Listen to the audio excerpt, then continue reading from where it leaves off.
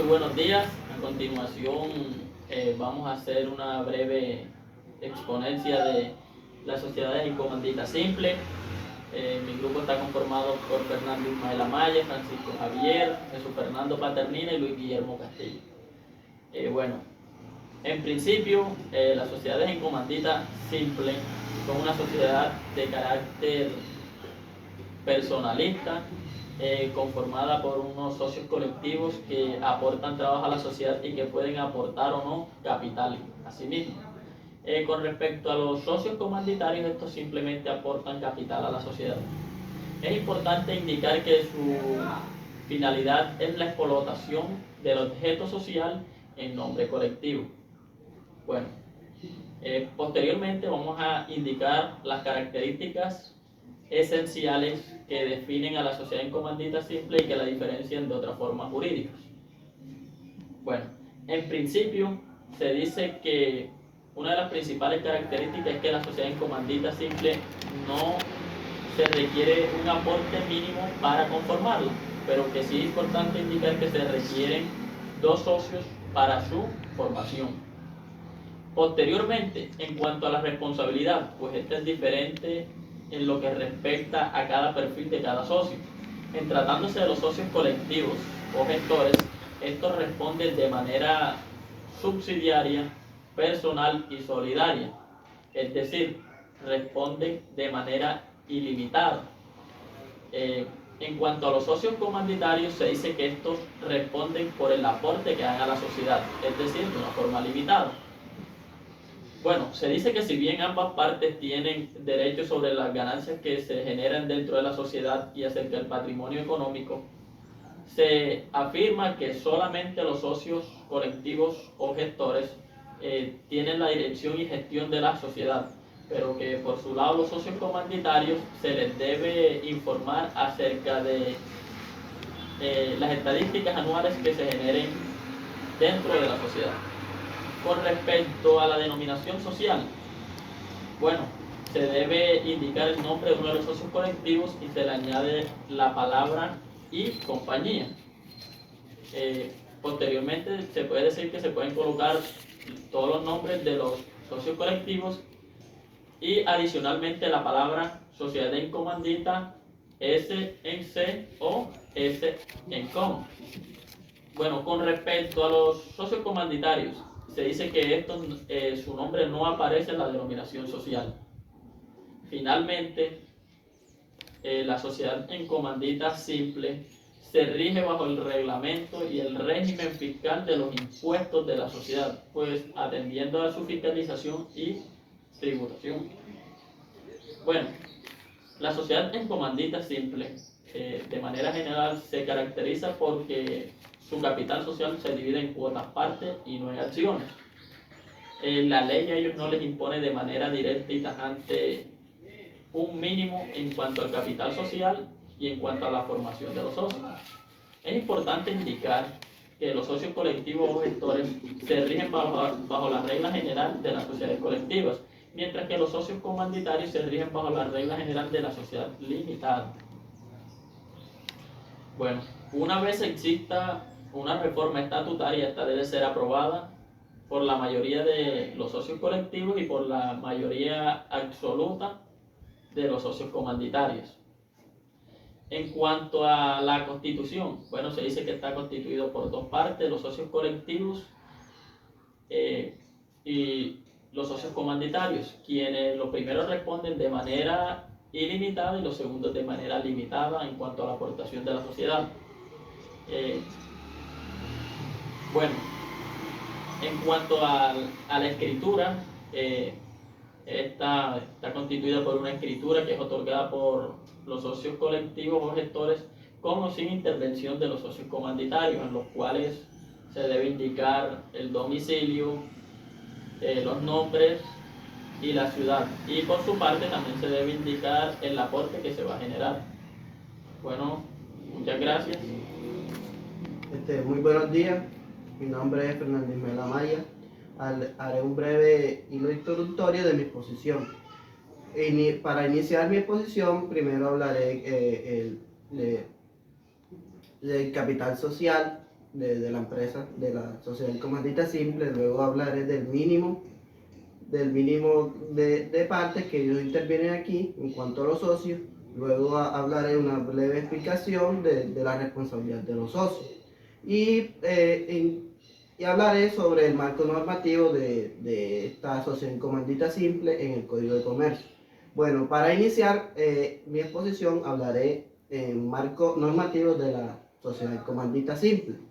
Como si bien esta sociedad tiene su reglamento, su marco normativo en el Código de Comercio, lo podemos encontrar en el título cuarto, capítulo segundo, más exactamente cuenta con 6 articulados que van desde el artículo 337 hasta el 442. Aquí mismo en este marco normativo podemos conseguir lo que es la constitución de la sociedad comandita simple, la reforma estatutaria de la misma sociedad, podemos conseguir la inspección y vigilancia de los socios comanditarios, aquí también podemos conseguir las cuotas y partes interés de la misma sociedad, e incluso podemos conseguir la disolución y reducción del capital social. En cuanto al capital social que cuenta esta sociedad, en sí no tiene la sociedad comandita simple no tiene un mínimo, establecido legalmente un capital social como mínimo para constituir la misma, lo que quiere decir que hay plena libertad en cuanto a la cuantía de las aportaciones que hacen los socios comanditarios. En cuanto al mínimo de socios, esta sociedad cuenta con 2 partes, puede decirse así, o 2 socios, que son los socios comanditarios y los socios colectivos. En cuanto a responsabilidad, por decirlo así, o sus características, los socios comanditarios, los socios colectivos, hacen parte de esta sociedad en cuanto hacen parte de su trabajo y a las aportaciones que ellos realicen. En cuanto a los socios comanditarios, solo se ven activos en esta sociedad en cuanto a ellos hacen un solo aporte al capital social de la empresa o de la sociedad comandita simple. Asimismo, en cuanto a su responsabilidad, los socios colectivos responden tanto por las deudas sociales y la gestión que estos realicen en la sociedad. Asimismo, sus derechos, en cuanto a la responsabilidad de los socios comanditarios, ellos responden limitadamente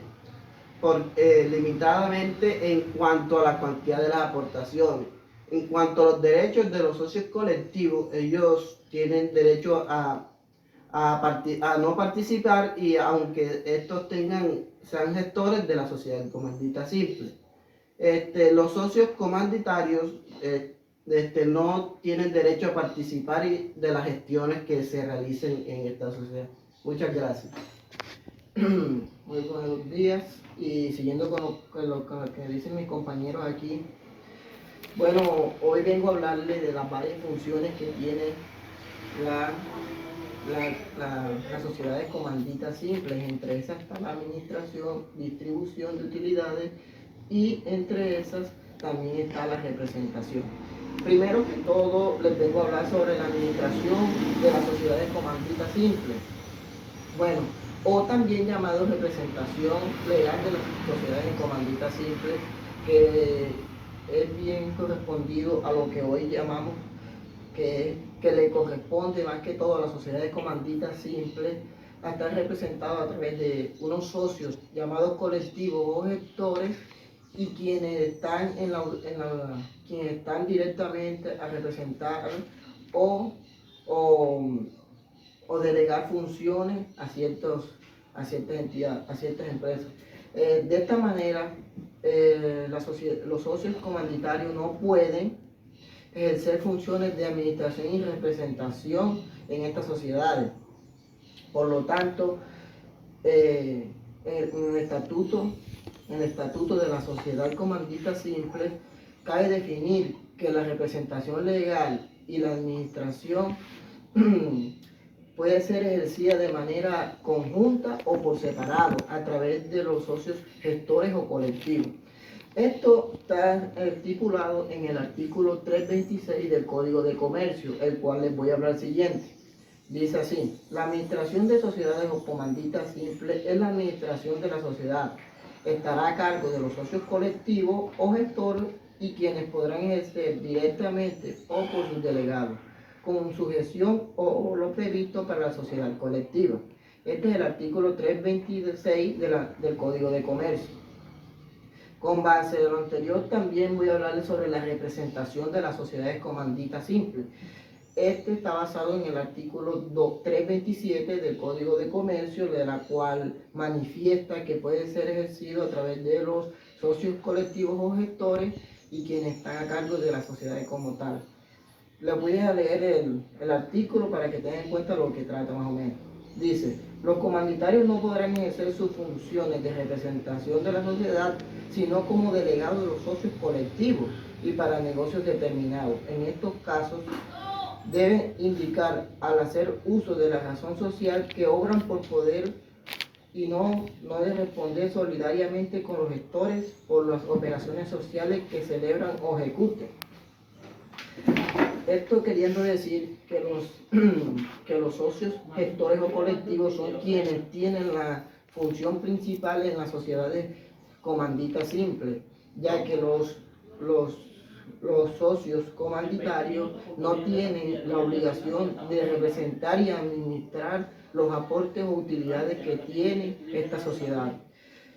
Por consiguiente, les vengo a hablar sobre la representación y utilidades de las sociedades comanditas simples.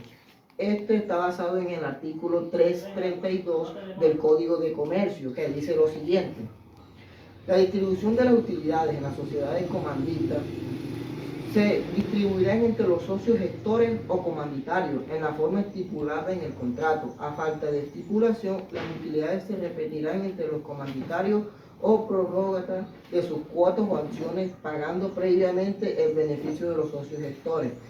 ¿Qué quiere decir? Que los socios gestores, tanto como los socios comanditarios en forma estipulada, deben tener en cuenta las contrataciones y estipulaciones que se hagan en la sociedad comandita simple.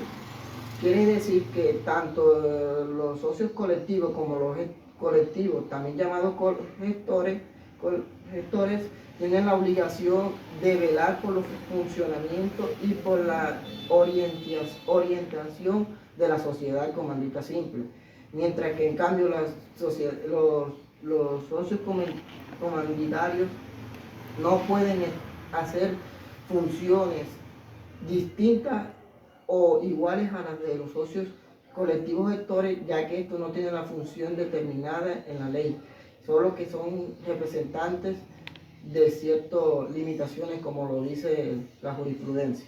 Bueno, esto es todo con respecto a las funciones que hacen parte de las sociedades comanditas simples. Muchas gracias. Muchas gracias. Muy buenos días. Siguiendo con la secuencia de lo anteriormente expuesto con mis compañeros, a mí me corresponde explicarles acerca del tema de lo que es el revisor fiscal, las causales de disolución y de liquidación de las sociedades en comandita simple. Muy bien, entonces tenemos que para el revisor fiscal, primero es válido definir un concepto acerca de lo que es el revisor fiscal y que es necesario indicar que las empresas en Colombia requieren de la figura de revisor fiscal, quien representa el interés de los accionistas y terceros en el cumplimiento del objeto social de la empresa, asegurando el patrimonio de la sociedad y velando porque las actividades ejercidas por la sociedad cumplan con el marco legal colombiano. Muy bien, de acuerdo a lo consignado en el Código de Comercio y la Ley 43 del año 1990, en su artículo 13, parágrafo segundo, tenemos que las sociedades deben contar con un revisor fiscal según: primero, cuando supera el tope de activos designados anualmente, cuando la sociedad del 31 de diciembre del año inmediatamente anterior posea activos brutos totales contables que fueron iguales o superiores a 5.000 salarios mínimos mensuales legales vigentes. Segundo, tenemos que cuando supera el tope de ingresos brutos totales anualmente, esto es cuando los ingresos brutos totales de la sociedad al 31 de diciembre del año inmediatamente anterior hayan sido iguales o superiores a 3.000 salarios mínimos legales mensuales vigentes. Bien, entonces tenemos que para el presente caso, el tema objeto de estudio, es decir, en las sociedades en comandita simple, las facultades de inspección y vigilancia interna de la sociedad serán ejercidas por los comanditarios sin perjuicio de que pueda designar un revisor fiscal cuando la mayoría de ellos así lo decida, según lo establecido en el artículo 339 del Código de Comercio. Muy bien, en cuanto al tema de la disolución, que es también lo pertinente en mi intervención, tenemos que la sociedad en comandita se disolverá por muerte de alguno de los socios gestores si no se hubiera estipulado su continuación con uno o más herederos o con los socios supérstites de acuerdo con los estatutos. Entonces tenemos que la sociedad se disolverá salvo que los socios adopten las medidas pertinentes consagradas en la ley para evitar su disolución por la siguiente causal. Muy bien, tenemos por vencimiento el término señalado para su duración, también por disposición de la Junta de Socios adoptada por la mayoría necesaria para reformas de los estatutos, por desaparición de una de las categorías de socios, por los demás causales previstas en la ley. Las reformas estatutarias se aprobarán por la Junta de Socios con unanimidad de los socios colectivos y la mayoría absoluta de los comanditarios. Muy bien. También hay que tener en cuenta las causales de disolución de la sociedad, las cuales podemos tener, encontramos consagradas en el artículo 218 del Código de Comercio, que dice lo siguiente. Me permito leer textualmente el artículo 218 del Código de Comercio. Dice que la sociedad comercial se disolverá primero por vencimiento del término previsto para su duración en el contrato si no fuere prorrogado válidamente antes de su expiración. Muy bien, tenemos segundo por la imposibilidad de desarrollar la empresa social por la terminación de la misma o por la extinción de la cosa cuya explotación constituye su objeto. Tercero, por reducción del número de asociados a menos del requerido en la ley para su formación o funcionamiento o por aumento que exceda del límite máximo fijado en la misma ley. Por declaración de quiebra de la sociedad. Quinto, por las causales que expresa y claramente se estipulen en el contrato. Sexta, por decisión de los asociados adoptada conforme a las leyes y el contrato social. Séptimo, por decisión de autoridad competente en los casos expresamente previstos en la ley. Y octavo, por las demás causales establecidas en las leyes en relación con toda o algunas de las formas de sociedad que regula el presente código.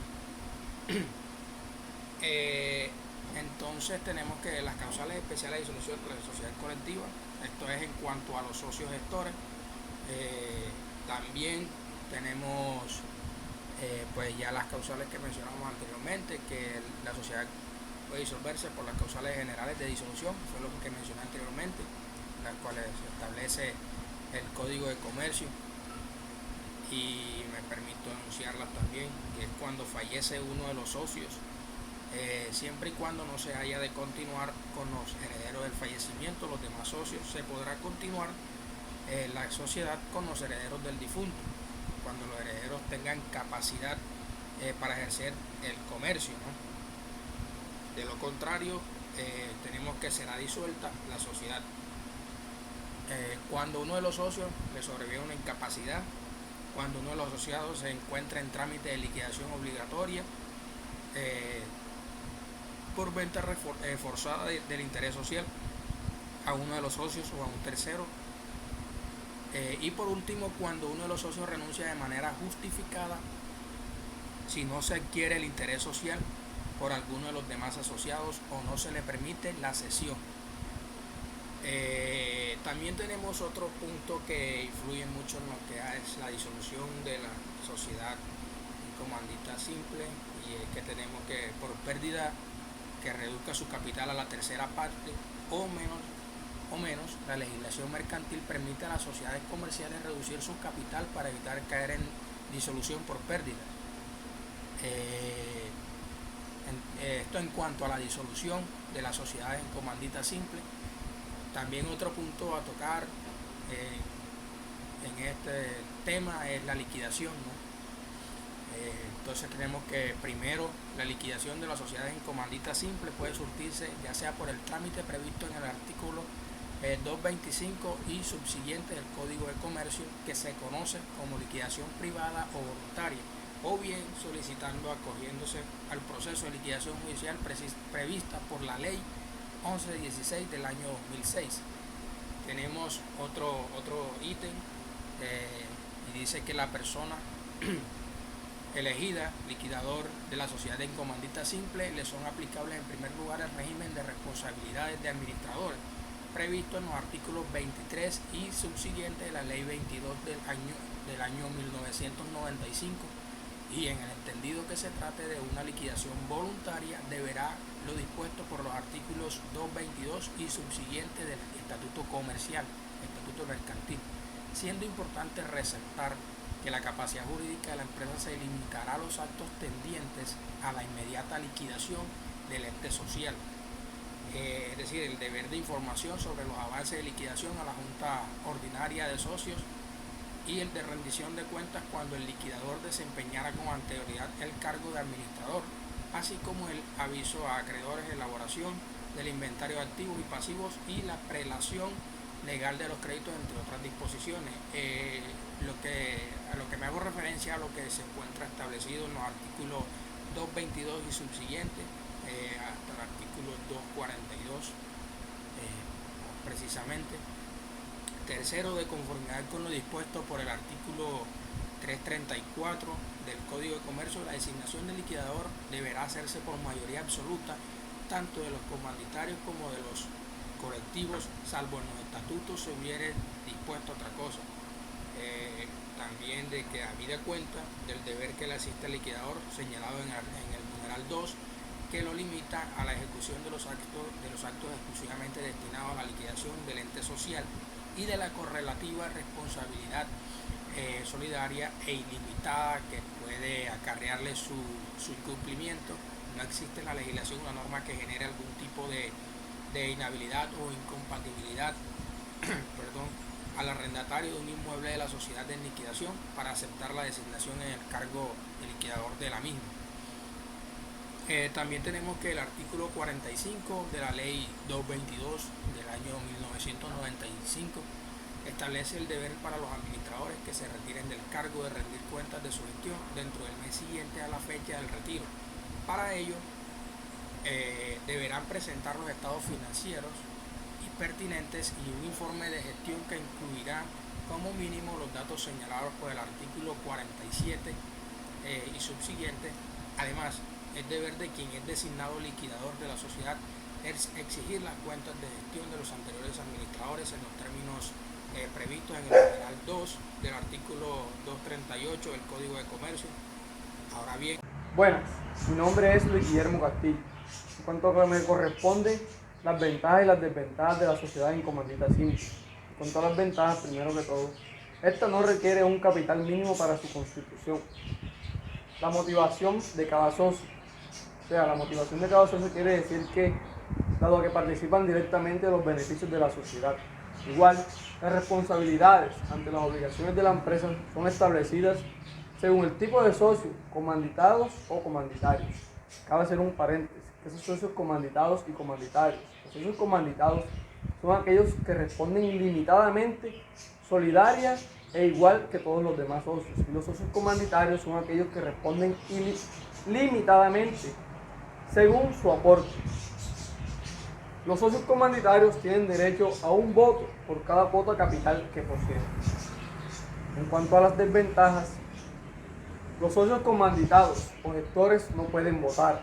Los socios comanditarios tienen prohibidos cualquier acto de administración. Los socios comanditados tienen a su cargo la administración de la sociedad y la representación de la misma. Si son varios los socios gestores, sus decisiones deben tomarse por unanimidad y los socios comanditarios por mayoría. Igualmente, una de las desventajas significativas que tiene es la gran cantidad de trámites y requisitos que la ley establece para él. Muchas gracias.